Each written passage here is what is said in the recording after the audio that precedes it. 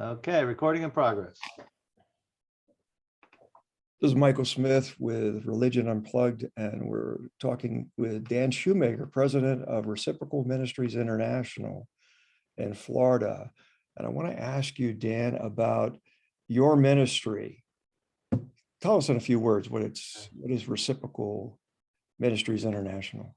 Well, Reciprocal Ministries International, or RMI as we're better known, is an agency that focuses on what we call C3 partnerships, cross-cultural church-to-church partnerships. So we engage a U.S. church here with a Haitian church and through that church into their community.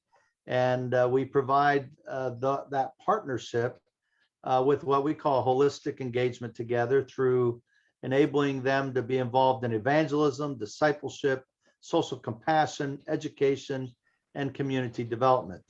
Not necessarily all at the same time, but we provide over time those opportunities in many different facets.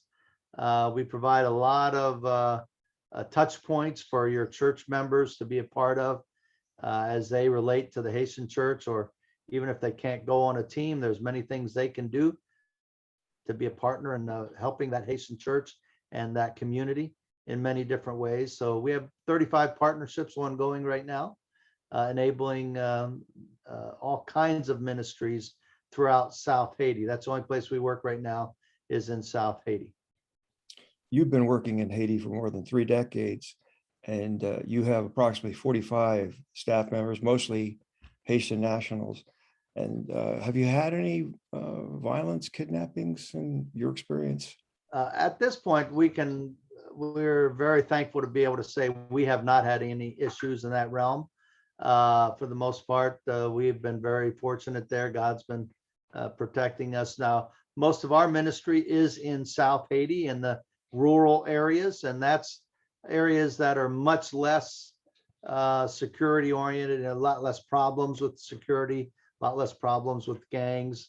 The focus of often these kinds of things, kidnappings and all, are in the capital city, Port-au-Prince. Our base of operations is 100 miles or more from that. So we're kind of insulated and haven't had much problem with that overall. So we're thankful. Information, as you know, is a bit sketchy at this point, but it appears that one of the possibly 9 gangs that dominate Port-au-Prince, Wawasa, kidnapped the 17 people, the 16 Americans, the 1 Canadian. What do you think the gang members want from these people or from the ministry? Yeah, well, the normal realm is money. They're looking for ransom. They saw a easy target, in a sense, a busload of missionaries or mission team members, and going through their area. That particular gang is noted for kidnapping. They kind of rule the northern section of Port-au-Prince, is my understanding, up in the Quadribuque area, which is where all this took place. And they are looking for money for them. There's very little other that they would get out of this is money. So yeah, in fact, I do know there's negotiations going on right now for their release, and it's financially oriented. And it could be as much as $17 million. That's the typical rate that they would ask. They always ask. I'm told they start at $1 million and then they can work their way down, but they're always kind of going for the big bucks. And have you heard, we know of 5 priests were abducted this year, 2 nuns, and it could be as many as 400, according to the U.S. State Department, people abducted since January. Any sense how many people have been abducted in Port-au-Prince particularly? Well, I'm sure those numbers are correct, and probably much more. Many Haitian families wouldn't report this, or they would have been threatened not to report it. And a lot of people wouldn't even know where to report it necessarily. So to say that it's only 400 people officially. That could well be, on the official numbers, but I'm sure it's quite a bit higher than that. Because of the insecurity that's there in Port-au-Prince and the many refugees that are leaving Port-au-Prince, fleeing to the rural areas because of the insecurity and violence caused by these gangs all throughout Port-au-Prince, not just one area, but each has its area that they are over, so to speak, and controlling. Do you suspect, or do you have any sense, will the people be released? Are people released safely, in your knowledge?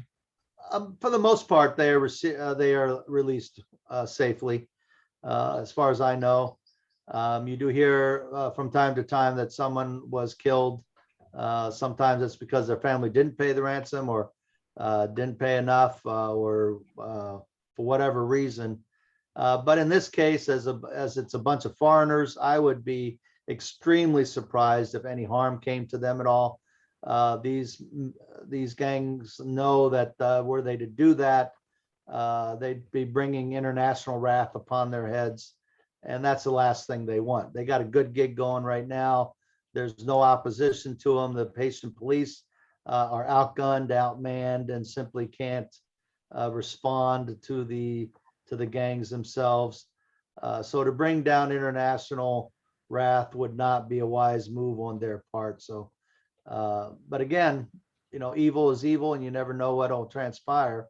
And so they need a lot of prayer.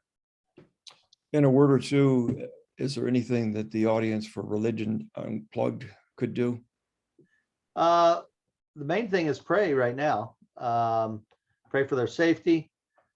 Pray for those who are negotiating, to give them patience and good faith, and pray for the gang leaders, that their hearts would be touched to let these people go and move on, kind of thing. Of course, there's praying for justice too, that God will bring justice for the Haitian people that are suffering under these gangs and the evil that they have perpetrated upon the Haitian people. The Haitian people are suffering greatly from these gangs, and they need to be stopped. They need to be brought in order and imprisoned. So pray that God will care for them, care for the Haitian people, and for this team. Yeah. So Thank you. yeah. Thank you, Dan Shoemaker. Best to you. Thank you.